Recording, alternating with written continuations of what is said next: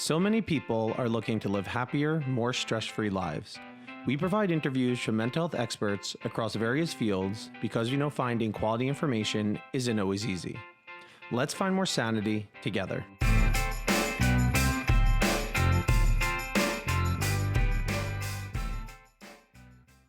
Hello and welcome back, everybody, to another episode of Sanity. This is another collaboration episode between ABCT and Sanity Podcast. Today we have Dr. Allison Harvey. She is a clinical psychologist, professor of clinical psychology, and director of the Golden Bear Sleep and Mood Research Clinic at the University of California Berkeley. She completed her postdoctoral fellowship in the Department of Psychiatry at the University of Oxford, and then became a faculty member in the Department of Experimental Psychology at Oxford. Her research has focused on treatment development and behavioral change, dissemination and implementation sciences, memory support and habit change, and transdiagnostic approaches, and sleep, which is particularly important since that's the topic for today's episode. She has practiced as a cognitive behavioral therapist for more than 20 years, specializing in sleep and circadian problems. Her research is funded by the National Institute of Mental Health, National Institute of Aging, and National Institute of Child Health and Human Development.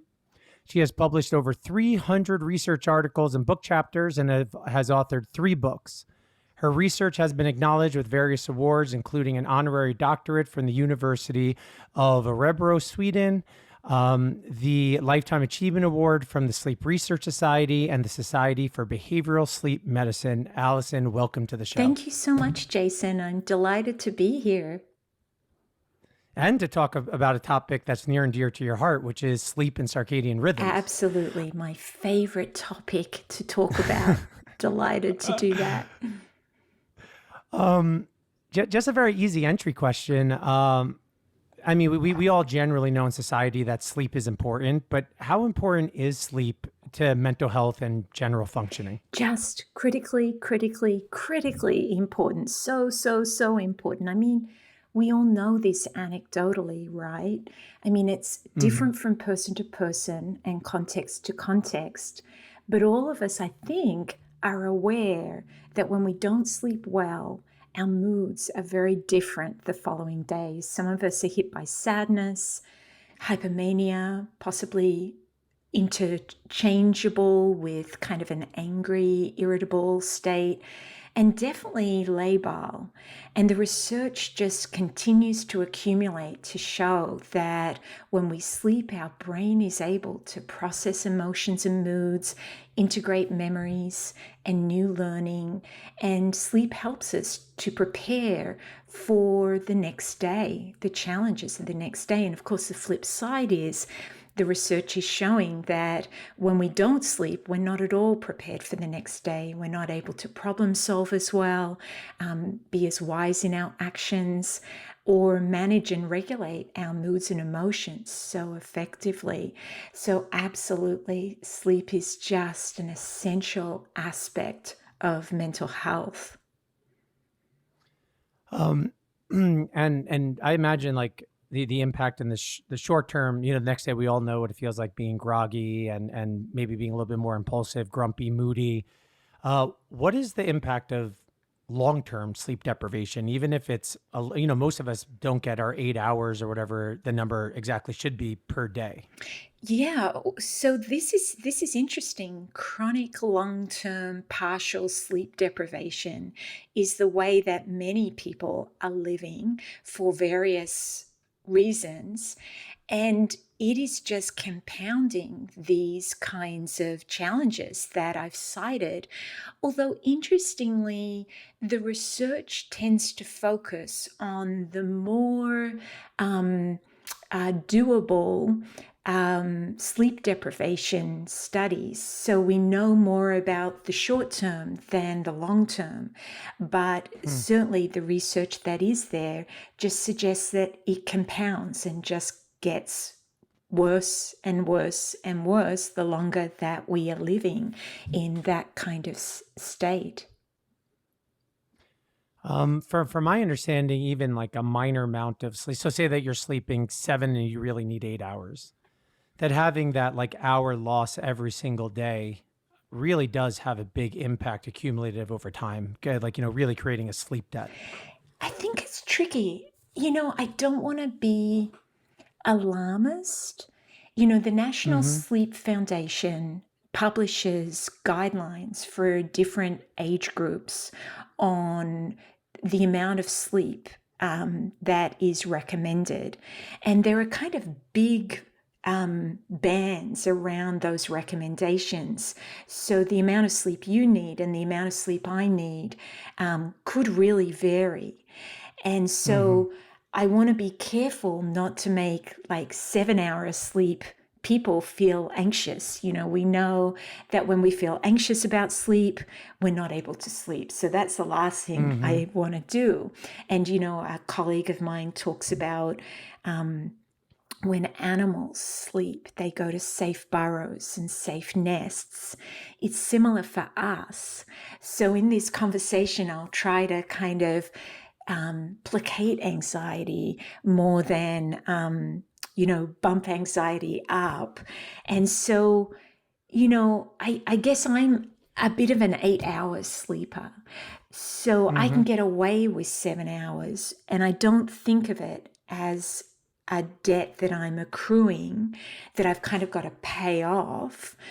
Instead, the alarm bells go when I'm kind of getting more that 7 hours, just that I need to rejig my life a little bit and rethink my sleep and maybe treat myself with some of the wonderful interventions we've got so that I am getting that sleep that I need at this stage of my life. As I move through the age range, I'm very open to the possibility that the sleep I'm getting and the sleep need I have will change. So I think that's an interesting piece. So I don't tend to think of the sleep debt piece because I think that makes us feel anxious.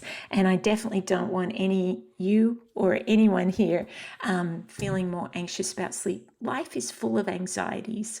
And so, I just want to emphasize what we can do to get the sleep we need and for us to kind of be observing what our individual sleep need is. That's not easy to do either. It's another topic for another time. I guess to piggyback on your idea of not getting people too caught up on the 8 hours of sleep, that there's some people that it's individualized that need less sleep and some people need more sleep. I think it was Albert Einstein that said that if he didn't get 10 hours of sleep, he couldn't do math. And so Albert Einstein was probably a long sleeper in my estimation.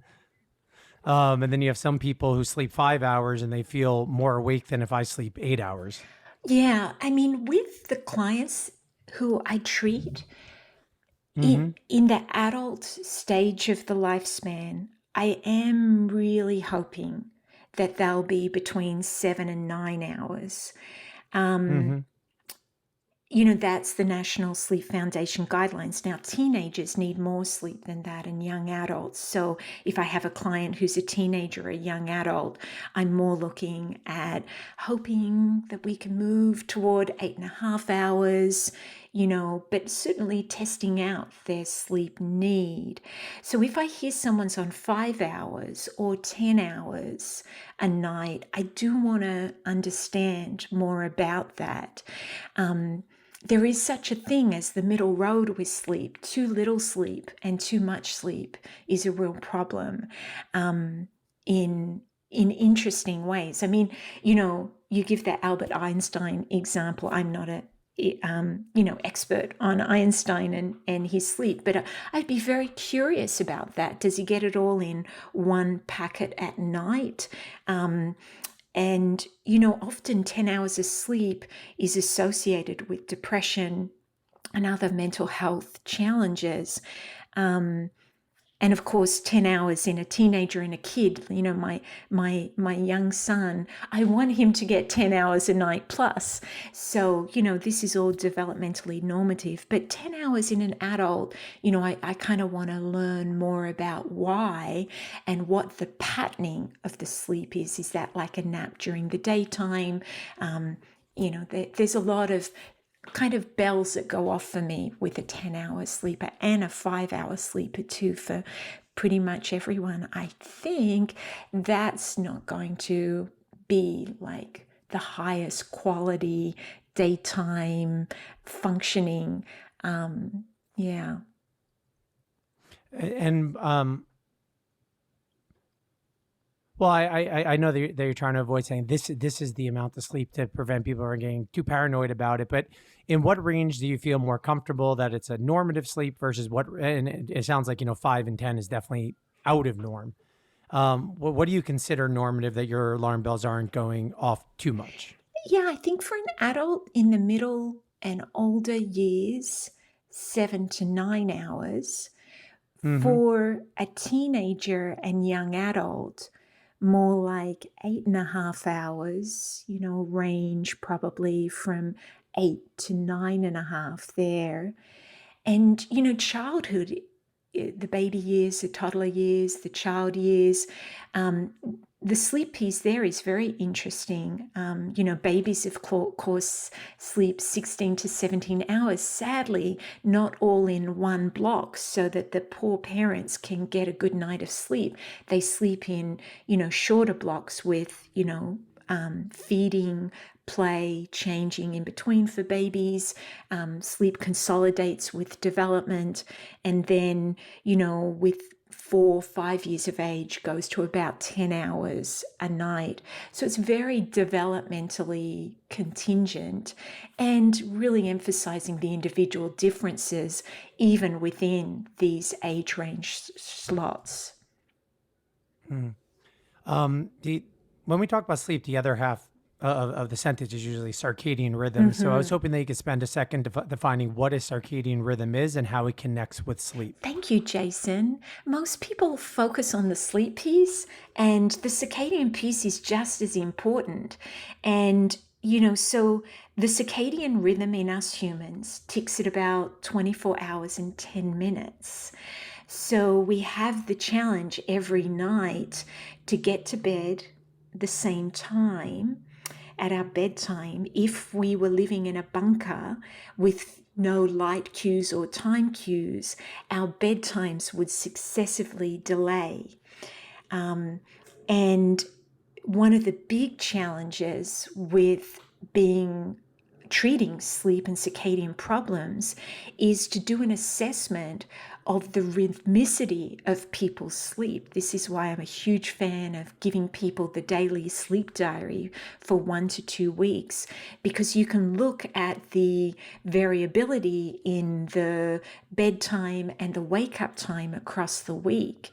And this is so important for understanding a client and devising a treatment for the client. And so the circadian rhythm is highly sensitive to certain exogenous cues in the environment. The biggest one is light, but is also sensitive to when we have our meals, when we have our social time, when we do our exercise. But light is by far the biggest. So in that 24 hours and 10 minutes, humans have been endowed by evolution to have light periods, a light period and then a dark period. And in that dark period is, of course, when we get our sleep. But this Bourbet's two-process model is one of the most famous models in the sleep field that talks about process S, the sleep system, process C, the circadian system, and depicts how these two systems interact with each other to produce the amount and patterning of sleep we all get. So in therapy, what we want to do is to help the client to get their sleep and their circadian rhythms on track so that the two systems are working together beautifully. We talk about, an orchestra of biological clocks underpinning the circadian rhythm, and that these need to be in tune. And one of the biggest ways we can do this, and this is powerful, it sounds simple, it's not actually, it's powerful, is to have fairly regular bedtimes and wake up times day by day, including the weekend, and having light exposure, which is dim lights before bed and bright light on waking and throughout the day. So there's circadian rhythms is like a wonderful topic for us to weave in here in our discussions about sleep. And and you were mentioning that a circadian rhythm is biological and hormonal shifts in the body there that are going in some sort of sequence or pattern that get anchored by different external factors, and that could get influenced and like you were saying, in a very major way through sleep. What are some other external factors or things that we do that could shift or impact how synchronized our circadian rhythm is? Well, the big one is the regular bedtimes and the regular wake up times, the light, exercise times. We really don't want to be exercising just before bed. That's going to influence our body temperatures and other rhythms and make it more difficult to go to sleep. In terms of meal times, having very regular meal times. Again, I don't want to use, because then, that creates anxiety about, well, is my meal time sort of regular enough? So just like regular meal times, lunch around the same time, etc. Jason, did you have other things in the back of your mind with regard to other influences? Well, I was mostly thinking about food and exercise, which you had just mentioned, which I actually learned from you from one of your talks a while back. But I think that sometimes people falsely associate circadian rhythms with just sleep because they're often using the same breath. Yeah, I think that's a great point. And this is beautiful work done by Dr. Ellen Frank at the University of Pittsburgh and many colleagues there over many years that drew our attention to these non-light Zeitgebers. Zeitgebers is a German word for time givers. And she really did some beautiful work to draw attention to these other Zeitgebers and the value of keeping them regular in our lives as well. And of course, flipping over to what it's like being a human, it's not easy to have these regular rhythms. Think about the pressure to be on email, text message, WhatsApp, and social media right up until bedtime. We're getting those light exposures. We're getting that arousing input. It is not easy to keep process S, the sleep process, and process C working together and aligned. We have a lot of challenges to doing that. Well, when we think about the circadian rhythm and we think about biological clocks, is there one clock going on, or do we have multiple clocks that are on systems that could get out of line? I love talking about this because it is beautiful biology. So there is this central clock called the suprachiasmatic nucleus in our brain, and it actually was discovered simultaneously by two groups of researchers, but one of those groups of researchers is a colleague here of mine at UC Berkeley, Dr. Irving Zucker and his team. Beautiful biology that they did to work out the functioning of the suprachiasmatic nucleus, or the SCN. So that is the central clock, and it has fast neural pathways from the retina through to the SCN, and then pathways through to the pineal gland, which is where melatonin is secreted. So the brain produces melatonin. in dim light conditions. So that's sort of the biology that underpins why we ask people to have dim light conditions in the hour or so before bed so that melatonin can be released. That helps us to feel sleepy and is part of the cascade that helps us to fall off to sleep. But we actually have clocks in every other cell and organ of these bodies of ours. And those clocks synchronize to different types of stimuli and they synchronize over different time periods. And so when our biological clocks throughout the body are all in sync, and regular bedtimes and regular wake-up times really help with that, we're in a state of health. But what happens too easily is that we have a desynchronization between the body clocks, even within the various body clocks in the body itself, and between these body clocks and external time. And that desynchronization is something we might talk about a bit later in relation to mental disorders. It is what we think is part of the puzzle and maintaining the sleep and circadian problems of people, say, with bipolar disorder and schizophrenia. So we really want those regular bedtimes, regular wake-up times, regular meal times, etc., to help these body clocks align internally and with external time. Let's say that someone doesn't have a clinical disorder, or it's not like a bipolar disorder. You mentioned that term that when your clocks are synchronized, it's a state of health.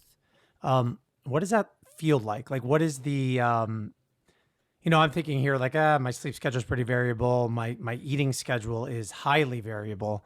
How might I feel different if I actually implemented this and I actually synced up my circadian rhythm? What benefit would I get? Yeah, so when we're living in that state where these things are not synced, where I think of it as jet lag. And, in the sleep field, we talk about social jet lag, where we impose this on ourselves. And just having come back from a trip to Australia, I can attest to the state of jet lag as being pretty unpleasant and probably the state that many, many of us live in chronically. And then what happens when that goes? That's sort of interesting. I think you can see that better when you make that switch, and it probably varies a little bit from person to person. But for me, the daytime, my brain in the daytime is much clearer. Emotionally, I'm much better regulated. I'm less likely to get cranky with my family, my poor husband and child. And I'm more likely to kind of be able to do all the problem solving that I need to do in my day. So I think it's easier in some ways to describe the jet lag feeling, where you just feel so uncomfortable. The head is foggy, the body feels fatigued, even sleepy. It's just everything's harder. I love this vein that you brought up of not making people anxious. You being a master of sleep and circadian rhythm, how successful do you think you are at keeping yourself synced? Oh, I try very hard. Yeah, I work really hard at that and for my family. Um, and I think I'm fairly successful, but I really need some things to make me successful. And those things might make me come across as a little rigid at times, where I really switch off technology well before bedtime and I focus on my relationships, looking after my family, having positive time with them, and getting that regular bedtime. We dim the lights in the household. In the morning, bright lights are on. Definitely the morning wake up. That's something we can control, right? Because we can put the alarm clock on. And so I think that's almost the biggest tip that I want clients I work with to get, that if you're having trouble with sleep, the one thing that we can really control is waking up at about the same time every day with an alarm clock, and everything else will resync. Your sleep and circadian rhythms will resync around that anchor. It really is like the anchor that you throw off the ship and the ship won't move too far. But it is a work in progress. And certainly I find as I move through the age range, new challenges have come, and will continue to come. I see that ahead, and I'm really interested in sleep in folk in midlife and in older adulthood. And I attended a fantastic talk yesterday as part of the University of Arizona talks led by Dr. Michael Granda. The talk was by Dr. Vitiello, and he argued in a very compelling way that as we move through the age range, we don't need to be sleeping worse. I think he challenged that assumption that we all will sleep worse as we move through the age range. I thought that was good news, and I thought the science behind it was very compelling. And listeners, Current Directions in Psychological Science, he wrote an article, I believe it was 2014, so I recommend that. What were his general, not that I'm curious at all for myself, but what were his recommendations to get this better sleep? Because my sleep has definitely been worsening as I've been getting older. Yeah, so I think his emphasis is that, well, maybe I'm interpreting a little bit here too, but this sort of idea is out there, so we come to expect it, and so we sort of work less hard on the habits around our sleep to make sure that we're getting the sleep that we need. And the kind of science he presented was huge epidemiological studies and meta-analyses of epidemiological studies that show that if you're well, you're actually doing okay on sleep. There are certainly things that we could tweak and change and improve, but you can get sleep and feel vital and wonderful in the daytime.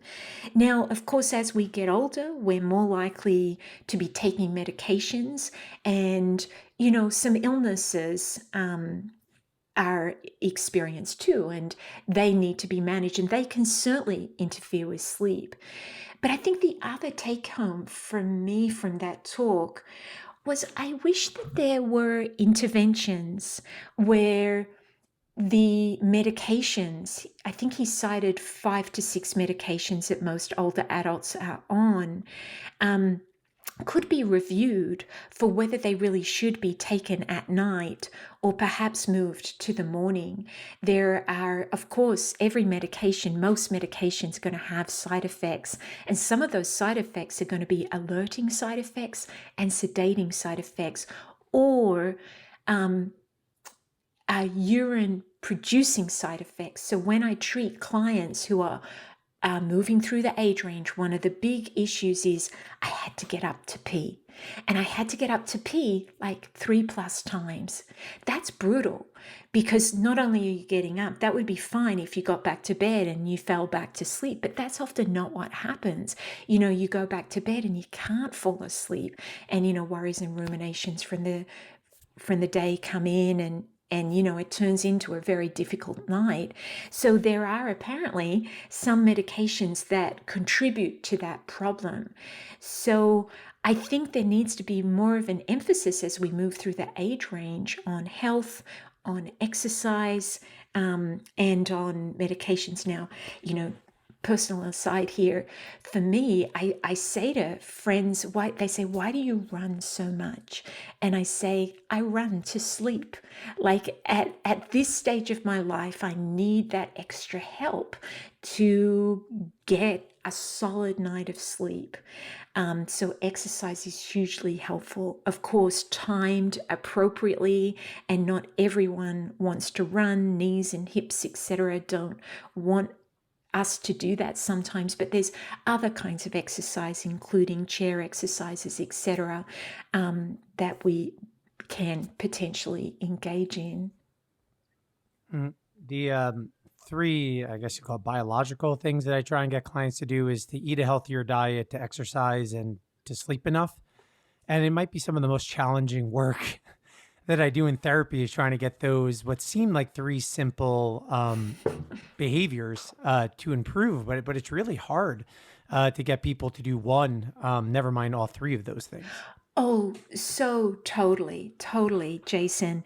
And, you know, that's why we've got really interested in the science of habit formation. You know, cognitive psychology, neuroscience, social psychology, health psychology have produced so much really interesting science in this realm. And, you know, we wrote a Perspectives in Psychological Science article, maybe it was a COVID project, so maybe 2-3 years ago, where we said, what if we brought that science of habit habit formation into our evidence-based psychological treatments? Could we do that? What would it look like? And would it help? So that's one piece triggered by your very interesting comment, Jason. The other one I'd add to that list is caffeine intake. I don't think that we realize how much we take in caffeine from lots of different sources. And for a lot of us, and particularly as we move through the age range, we have got to adjust our caffeine intake. And I confirmed this with my colleague, my brilliant colleague, Dr. Matthew Walker, who is a brilliant neuroscientist, and said, yes, Allison, as you move through the age range, there are biological changes and you cannot tolerate as much coffee.